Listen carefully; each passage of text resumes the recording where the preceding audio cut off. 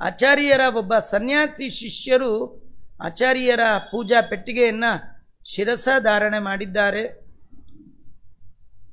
ಇನ್ನೊಬ್ಬ ಶಿಷ್ಯ ಅವರ ಗ್ರಂಥ ಭಂಡಾರವನ್ನು ಹೊತ್ಕೊಂಡ. ಆಚಾರ್ಯರು ಅವರು ಮೂವಿಂಗ್ ಲೈಬ್ರರಿ, ಎಲ್ಲಿ ಹೋದರೂ ಆಚಾರ್ಯರ ಪುಸ್ತಕದ ಜೊತೆ ಹೋಗ್ತಿದ್ರು. ಇದು ಹೌದಾ ಅಲ್ವಾ ಗೊತ್ತಿಲ್ಲ, ಇದು ಆಚಾರ್ಯರ ಫೋಟೋ ಯಾರು ತೆಗೆದು ಹಾಕಿದ್ದಲ್ಲ, ಇದೊಂದು ಮಧ್ವಾಚಾರ್ಯ ಫೋಟೋ ನೋಡಿ. ಅವ್ರ ಕೈಯಲ್ಲಿ ಒಂದು ಪುಸ್ತಕ ಇದೆ. ಅವರಿಗೆ ಪುಸ್ತಕ ಬೇಕಂತಿಲ್ಲ, ಅವರಿಗೆ ಮಸ್ತಕದಲ್ಲೇ ಎಲ್ಲ ಇದೆ. ಆದರೂ ಎಲ್ಲಿಯಾದರೂ ವಾದ ಮಾಡಿದಾಗ ನೀವು ಹೇಳುವ ಮಾತಿಗೆ ಎಲ್ಲಿ ಪ್ರಮಾಣ, ನಾ ಹೇಳ್ತೀನಲ್ಲ ಹಾಗೆ ಹೇಳ್ತಿರ್ಲಿಲ್ಲ ನೋಡಿ. ವೇದವ್ಯಾಸ ದೇವರಿಗಂತ ತೆಗಿಯಪ್ಪ ಕೊಡಪ್ಪ ಅವ್ರಿಗೆ ಅನ್ಬೇಕು. ಹಾಗೆ ಗ್ರಂಥಗಳನ್ನು ಇಟ್ಕೊಂಡು ತಿರುಗಬೇಕು. ನಮಗೆ ನಮ್ಮಾಚಾರ್ಯರು ಅವ್ರು ಹೇಳಿದ್ನು ನಿಜ, ನಾವು ಒಪ್ಕೊಳ್ತೀವಿ, ಆಪ್ತ ವಾಕ್ಯ. ಬೇರೆಯವ್ರಿಗೇನ್ರಿ, ನಿಮ್ಮ ಆಚಾರ್ಯ ನಿಮಗೆ ದೊಡ್ಡವರು, ನಮಗೆ ಪ್ರಮಾಣ ಬೇಕಷ್ಟೇ. ವೇದವ್ಯಾಸ ದೇವರ ಮಾತಿದೆಯಾ ಅಂದರೆ ಅದನ್ನು ತೋರಿಸ್ಲಿಕ್ಕೆ ಅಂತ ಗ್ರಂಥ ಭಂಡಾರವನ್ನೇ. ಅಂದರೆ ಸನ್ಯಾಸಿಗಳ ದೊಡ್ಡ ಆಸ್ತಿ ಪುಸ್ತಕ ಮತ್ತು ಮಸ್ತಕ. ತಲೆ ನೆಟ್ಟಿಗಿರಬೇಕು, ಪುಸ್ತಕ ನೆಟ್ಟಿಗಿರಬೇಕು. ಪುಸ್ತಕದ ವಿದ್ಯಾ ಮಸ್ತಕಕ್ಕೆ ಹೋಗಿರ್ಬೇಕು. ಎರಡಿತ್ತು ಅಂದರೆ ಭಾರಿ ಎತ್ತರ ಅವರು. ಹಾಗಾಗಿ ಆಚಾರ್ಯರು ಸಕಮಂಡಲು ಮಂಡಲಾವಲಂಬಂ ಸ್ವಯಮೇವ ಲಘು ಪುಸ್ತಕಾದಿ ಭಾರಂ ಯುವ ಶಿಷ್ಯ ಗಣೋ ದದೇ ಯತ್ನ ನಹಿ ದಾಕ್ಷತ್ಯ ಸಮೋ ಗುಣೋಪರೋಸ್ತಿ. ಕೆಲವರು ಆಚಾರ್ಯರ ಕಮಂಡಲವನ್ನು ಹಿಡ್ಕೊಂಡಿದ್ದಾರೆ. ಹೆಚ್ಚು ಭಾರವಾಗಿರ್ತಕ್ಕಂತಹ ಪುಸ್ತಕ, ಗಿಂಡಿ ಇದೇ ಮೊದಲಾದ ಹೊರೆಯನ್ನು ಆಚಾರ್ಯ ಮಧ್ವರ ಶಿಷ್ಯರ ಗುಂಪು, ಎಲ್ಲ ಶಿಷ್ಯರು ಯುವಕರು, ಅವರೆಲ್ಲ ಅನಾಯಾಸದಿಂದ ತಲೆ ಮೇಲೆ ಹೊತ್ಕೊಂಡಿದ್ದಾರೆ. ಆಚಾರ್ಯರು ಹೊರಟರು ಅಂದರೆ ಆ ದಕ್ಷತೆ, ಆ ಕ್ರಮವಾದ ಅವರನ್ನು ಅನುಸರಿಸುವ ಕ್ರಮ. ಸ್ವಾಮಿಗಳೆಲ್ಲ ಸಿದ್ಧನಾ, ನೀವು ಮುಂದೋಗಿ ಸ್ವಾಮಿ, ನಾವು ಬರ್ತೀವಿ, ನಿಮ್ದು ಇದ್ದದ್ದು ಹಿಂಗಂದ್ರೆ ಏನು ನಡ್ತಾರೆ, ಹಂಗೆಲ್ಲ ಅನ್ಬಾರ್ದು. ಸ್ವಾಮಿಗಳು ರೆಡಿನಾ ಅಂದ ತಕ್ಷಣ ರೆಡಿಯಾಗಿದ್ದು ಬಿಡಬೇಕು. ಅಷ್ಟು ಆ ದಕ್ಷತೆ ಬೇಕು, ದೊಡ್ಡ ಗುಣ. ದೊಡ್ಡವರ ಬಳಿ ಇರುವಾಗ ಅವರ ಮಾತನ್ನು ವಿನಯ ವಿಧೇಯದಿಂದ ಕೇಳಿಸಿಕೊಂಡು ಅವರಿಗೆ ವಿಧೇಯರಾಗಿ ನಡೆಯುವ ಗುಣಕ್ಕಿಂತಲೂ ಮತ್ತೊಂದು ಗುಣ ಇಲ್ಲ. ಆಚಾರ್ಯರ ಶಿಷ್ಯರೆಲ್ಲ ಅಂಥ ಗುಣಗಳಿಂದ ಮಂಡಿತರಾದವರು. ಅದಕ್ಕೆ ಆಚಾರ್ಯರಲ್ಲಿ ಶಿಷ್ಯತ್ವವನ್ನು ವಹಿಸಿದ್ದಾರೆ. ಅವರೆಲ್ಲ ಆಚಾರ್ಯರ ಎಲ್ಲ ಪದಾರ್ಥಗಳನ್ನು ಹಿಡಿದಿದ್ದಾರೆ. ಅದರೊಳಗೆ ಒಬ್ಬ ಶಿಷ್ಯ, ಅವನು ಹೊಸದಾಗಿ ಮಠಕ್ಕೆ ಜಾಯಿನ್ ಆಗಿದ್ದ ಅನ್ಸತ್ತೆ. ಆಚಾರ್ಯರ ಅವಸರ ನೋಡಿ ಗಾಬರಿ ಆಗ್ಬಿಟ್ಟಿದ್ದಾನೆ ನೋಡಿ. ಅದನ್ನು ಒಂದು ಚಿತ್ರಣ ಮಾಡಿದ್ದಾರೆ. ಸ್ವಾಮಿಗಳು ಹೊರಟಾಗಿಂತವೂ ಇರ್ತವೆ ಅಂತ. ಏನು ಅತಿ ಸಂಭ್ರಮತ ಪರಿಭ್ರಮಂತಂ ಭರದಾಮಾನವಲೋಕಿತಂಚಿರಾಯ ಅನುಯೋಗ ಪದಂ ಮುಹ ಪ್ರಮತ್ತಂ ಜಹಸು ನೂತನ ಶಿಷ್ಯ ಮತ್ರ ಕೇಚಿತ್. ಅಲ್ಲೇನಾಗ್ಬಿಟ್ಟಿದೆ, ಈ ಪುಸ್ತಕ ತಗೊಂಡು ಹೋಗ್ಬೇಕಾದ್ರೆ ಪುಸ್ತಕ ಕಟ್ಟಲಿಕ್ಕೆ ಒಂದು ಹಗ್ಗ ಬೇಕಿತ್ತು. ಸ್ವಾಮಿಗಳು ಹೊರಟು ನಿಂತು ಬಿಟ್ಟಿದ್ದಾರೆ, ಪುಸ್ತಕ ತಗೊಂಡೋಗ್ಬೇಕು, ಅದಕ್ಕೆ ಕಟ್ಟೋ ಹುರಿ ಸಿಗ್ತಾ ಇಲ್ಲ. ಅವನು ಅಷ್ಟರೊಳಗೆ ಊರೆಲ್ಲ ಹುಡುಕಾಡ್ತಾ ಇದ್ದಾನೆ. ಊರಿಗೆ ಕೆಲವು ಸತಿ ಒಂದು ಸಣ್ಣ ಐಟಮ್ಮು ಬೇಕಂದ್ರೆ ಏನು ಮಾಡಿದ್ರು ಬಳಪೆಟ್ಟಿಗೂ ಸಿಗಲ್ಲ. ಇವೇನು ಮಾಡಿದ್ದಾನೆ ಶಿಷ್ಯ, ಪುಸ್ತಕ ಹೊರೆಯನ್ನು ಕಟ್ಟಲಿಕ್ಕೆ ಹಗ್ಗ ಕಾಣದೆ ತುಂಬ ಓಡಾಡ್ತಾ ಇದ್ದಾನಂತೆ. ಒಮ್ಮೆ ಅಡುಗೆ ಮನೆಗೆ ಹೋಗ್ತಾನೆ, ಒಮ್ಮೆ ಅಲ್ಲಿ ಬರ್ತಾನೆ, ಒಮ್ಮೆ ಇಲ್ಲಿ ಬರ್ತಾನೆ. ಇದೆಲ್ಲ ನೋಡ್ತಾ, ಇದನ್ನು ನೋಡಿ ಉಳಿದವರಿಗೆಲ್ಲ ನಗು. ಯಾಕೆ ಅಂದರೆ ಹೊಸದಾಗಿ ಸೇರಿರೋ ಶಿಷ್ಯ ಎಲ್ಬೋರ್ಡ್ ಗೊತ್ತಾಗ್ತಿಲ್ಲ. ಆದರೆ ನಾವೆಲ್ಲ ಹಾಗೆ ಅಂದ್ಕೊಳ್ಳೋ ಹಾಗಿಲ್ಲ. ಆಚಾರ್ಯರ ಬಳಿ ಹೋಗಿದ್ದಾನೆ ಅಂದರೆ ಎಷ್ಟು ಜನ್ಮದ ಪುಣ್ಯ ಇದ್ದರೆ ಅವನಿಗೆ ಆ ಭಾಗ್ಯ ಸಿಗುತ್ತೋ ಏನು ಕಥೆಯೋ. ಯಾರು ಸಾಮಾನ್ಯರಾದವರು ಯಾರೂ ಇಲ್ಲ. ಇದೆಲ್ಲ ಏನಕ್ಕೆ ತೋರಿಸಿದ್ದಾರೆ ಅಂದರೆ ಮಠ ಮಂದಿರದಲ್ಲಿ ಸನ್ಯಾಸಿಗಳ ಜೊತೆ ಇರೋರದೆಲ್ಲ ಹೇಗಿರುತ್ತೆ ಪ್ರಸಂಗಗಳೆಲ್ಲ, ಅದನ್ನು ಅಪೂರ್ವ ರೀತಿಯಲ್ಲಿ ಆಚಾರ್ಯರು ಇದ್ದಾಗಲೂ ಹೀಗೆಲ್ಲ ನಡೀತಿತ್ತು ಅಂತ ತೋರಿಸ್ತಾ ಇದ್ದಾರೆ. ಆ ಸಂದರ್ಭದಲ್ಲಿ ಇನ್ನೇನು ಆಚಾರ ಪ್ರಯಾಣಕ್ಕೆ ಸಿದ್ಧ ಆಗಾಗ ಅಲ್ಲೇ ದೇವಸ್ಥಾನದಲ್ಲಿ ಜೋರು ಗಂಟೆ ಶಬ್ದ ಬಂತು. ಇದು ಶುಭ ಶಕುನ, ಹೊರಡೋಣ ಅಂತ, ಹೊರಡ್ಲಿಕ್ಕೆ ಒಳ್ಳೆ ಮುಹೂರ್ತ ಅಂತ ಹೊರಟಿದ್ದಾರೆ. ಅಥ ತಕ್ಷಣ ಗಟ್ಟಿ ತೋರು ಗಂಠ ಘನನಾದ ವ್ಯಪದೇಶ ತಪ್ಪರೇಣ ಅಮಿತ ಪ್ರಮತಿ ಪ್ರಚೋದಿತೋಸ ವಿತಿ ನಿರ್ಯತ್ಸು ನಿಜೇಶು ನಿರ್ಜಗಾಮ.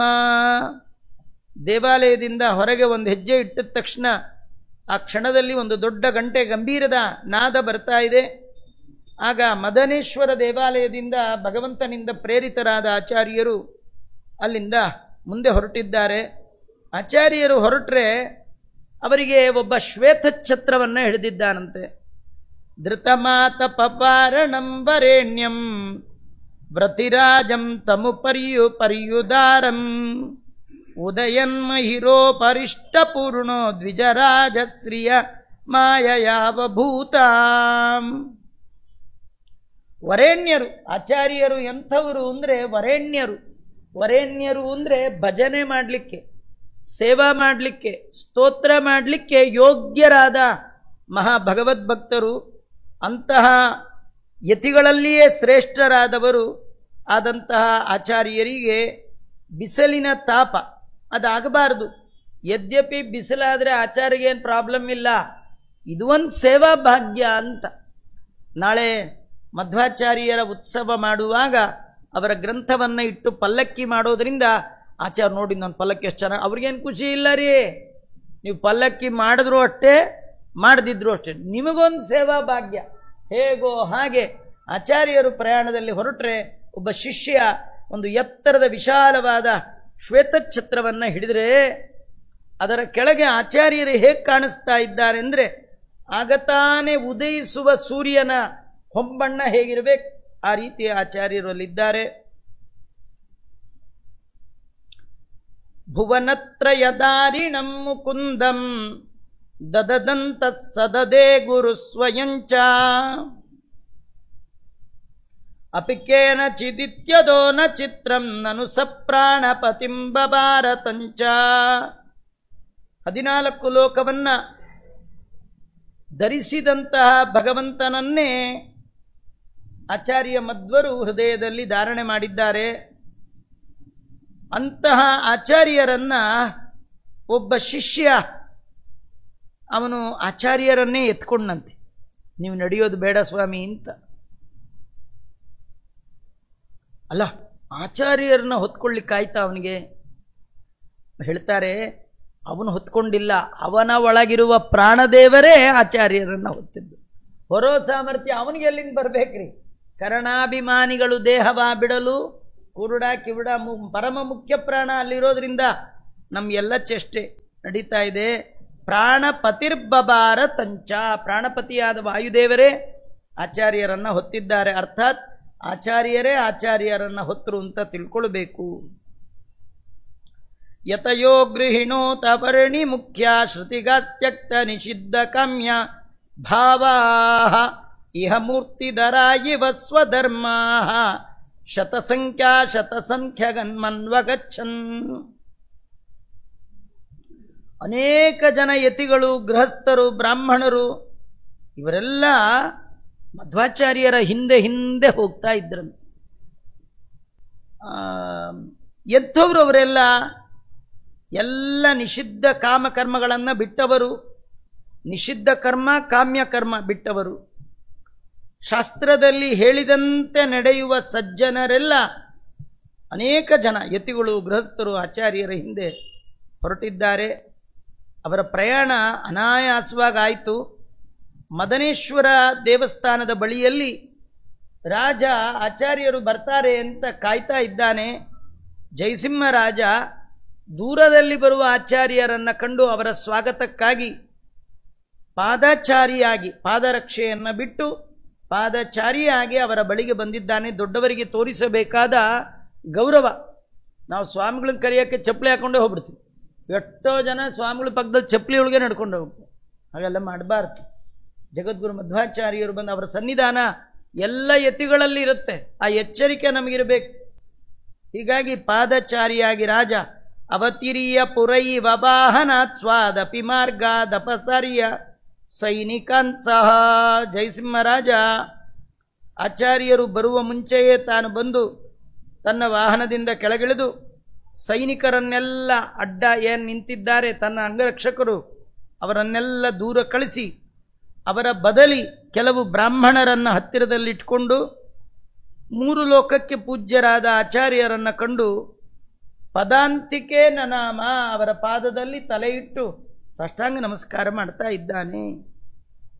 ಪೃಥಿವೀಪತಿನಾನುಗಮ್ಯಮಾನೋ ವಿನಯಾತ್ ಭಕ್ತಿ ರಸೇ ರಸರ್ದ್ರಮಾನಸೇನ ಅಚಿರೇಣ ಸವಿಂ ವಿಷ್ಣು ಮಂಗಲಸ್ಯ ಪ್ರಯಾವಯನೋತ್ತಮಸ್ಯ ಪಾರ್ಶ್ವಂ.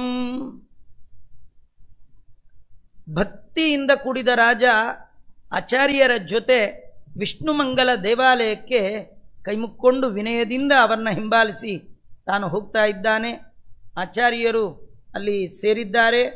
ಆಚಾರ್ಯರನ್ನು ನೋಡಬೇಕು ಅಂತ ಊರೇ ಸೇರಿಬಿಟ್ಟಿದ್ಯಂತೆ. ಐಕ್ಷಂತ ಕುತೂಹಲಾಬ್ಧಿ ಮಗ್ನ. ಆಚಾರ್ಯ ನೋಡಲಿಕ್ಕೆ ಅಷ್ಟು ಚೆನ್ನಾಗಿದ್ದರು. ಅವ್ರದ್ದು ಅದ್ಭುತವಾದಂತಹ ರೂಪ. ಸತ್ಯಲೋಕದ ಅಧಿಪತಿಗಳು, 32 ಲಕ್ಷಣದಿಂದ ಸಲ್ಲಕ್ಷಣದಿಂದ ಭರಿತರಾದವರು, ಜೀವೋತ್ತಮರಾದವರು, ದೇವೋತ್ತಮರಾದವರು. ಅವರು ನೋಡಲಿಕ್ಕೆ 2 ಕಣ್ಣು ಸಾಲದ್ರಿ. ಮುದ್ದು ಮುಖದಾತ ನಮ್ಮ ಮುಖ್ಯ ಪ್ರಾಣನಾಥ ಅವರೇ ಆಚಾರ್ಯರಾಗಿ ಬಂದಿದ್ದಾರೆ. ಅವರು ಪ್ರಯಾಣ ಮಾಡುವಾಗೆಲ್ಲ ಆಚಾರ್ಯರು ಭಗವಂತನ ಸ್ತೋತ್ರವನ್ನೇ ಮಾಡ್ತಾ ಇದ್ದಾರೆ. ಕ್ಷಣಕಾಲ ಅವರ ಬಾಯಿ ಸುಮ್ಮನೆ ಇರ್ತಿರ್ಲಿಲ್ಲ. ಯಾವಾಗಲೂ ದೇವರ ಸ್ತೋತ್ರ. ಆ ಗುರುಗಳನ್ನು ಅನುಸರಿಸಿ ರಾಜ ಹೋಗ್ತಾ ಇದ್ದಾನೆ. ಅದ್ಭುತವಾದ ಆಚಾರ್ಯರ ಅವರ್ಣನೀಯವಾದಂತಹ ಕಾಂತಿ, ಅವರ ಗಮನದ ವೈಭವ. ಅಶನೈಶನ ಕೈರಿಬಾ ಬ್ರಜಂತಂ. ಆಚಾರ್ಯರು ಬಹಳ ವೇಗವಾಗಿಯೂ ಇಲ್ಲ, ಬಹಳ ನಿಧಾನವಾಗಿಯೂ ಇಲ್ಲ. ಕೆಲವರ ನಡಿಗೆಯಲ್ಲಿ ಈ ದೋಷಗಳು. ಕೆಲವರು ಬನ್ನಿ ಅಂತ ಕರೆದ್ರೆ ಸಾಕು, ಏನು ಸ್ಪೀಡ್ ಹೊಟ್ಟೆ ಹೋಗ್ಬಿಡ್ತಾರೆ. ಕೆಲವರು ಬನ್ನಿ ಅಂದರೆ ಒಂದು ಹೆಜ್ಜೆ ಇಟ್ಟು ಇನ್ನೊಂದು ಇಡ್ಲೋ ಬೇಡೋ ಪಂಚಾಂಗ ತೆಗೆದು ನೋಡ್ತಿರ್ತಾರೆ. ಪಂಚಾಂಗ ತೆಗೆದು ನೋಡಿ ಮುಂದೆ ಹೆಜ್ಜೆ ಇಡೋಣ, ಹಿಂಗೆ ನಿಧಾನ. ಕೆಲವ್ರದ್ದು ಅತಿ ಅರ್ಜೆಂಟು, ಕೆಲವರು ನಿಧಾನ. ಅದಿರಬಾರ್ದು. ಗಾಂಭೀರ್ಯ. ಹೇಗೆ ನಡೀತಾ ಇದ್ದಾರೆ ಆಚಾರು? ಯುವ ಸಿಂಹ ಪ್ರಭರ ಪ್ರಗಲ್ಭಯಾನಂ. ಒಂದು ಯುವ ಸಿಂಹ, ಸಿಂಹದ ನಡೆ, ಅದು ಗಾಂಭೀರ್ಯದಿಂದ ಕೂಡಿರ್ತಕ್ಕಂಥದ್ದು. ಹಾಗೆ ಬರ್ತಾ ಇದ್ದಾರೆ. ಅತಿಪಾಟಲಪಾದ ಪಲ್ಲವಾಭ್ಯಾಂ ಅವನಿಂಪಾವನತಾಮಲಂ ನಯಂತಂ. ಅವರ ಕಡು ಕೆಂಪಾದ ಪಾದ, ಅಂಗಾಲೆಲ್ಲ ಕೆಂಪು, ಸಲ್ಲಕ್ಷಣದಲ್ಲಿ ಬಂದು ಅಂತ ಕೋಮಲವಾದ ತಮ್ಮ ಪಾದಗಳಿಂದ ಎಲ್ಲೆಲ್ಲಿ ಹೆಜ್ಜೆ ಇಡ್ತಾರೆ ಆ ನೆಲ ಪವಿತ್ರ ಆಗ್ತಾ ಇದೆ. ತಮ್ಮ ಹೆಜ್ಜೆಯಿಂದ ಆ ನೆಲವನ್ನು ಪವಿತ್ರಗೊಳಿಸ್ತಾ ಆಚಾರ್ಯ ಬರ್ತಾ ಇದ್ದಾರೆ. ಅವರ ಇಡೀ ಸಮಗ್ರ ದೇಹದ ಅವಯವದ ಸಲ್ಲಕ್ಷಣವನ್ನು ಈ ಸಂದರ್ಭದಲ್ಲಿ ಪಂಡಿತಾಚಾರ್ಯರು ವರ್ಣನೆ ಮಾಡ್ತಾ ಇದ್ದಾರೆ. ನಖ ನಿರ್ಜಿತ ಪದ್ಮರಾಗಂ. ಆಚಾರ್ಯರ ಬೆರಳಿನ ಉಗುರುಗಳೆಲ್ಲ ಕೆಂಪಾಗಿರ್ತಿತ್ತು. ಈ ಕಲರ್ ಹಾಕೊಂಡು ಕೆಂಪಲ್ಲ, ಅದು ಸ್ವಾಭಾವಿಕವಾದ ಕೆಂಪು.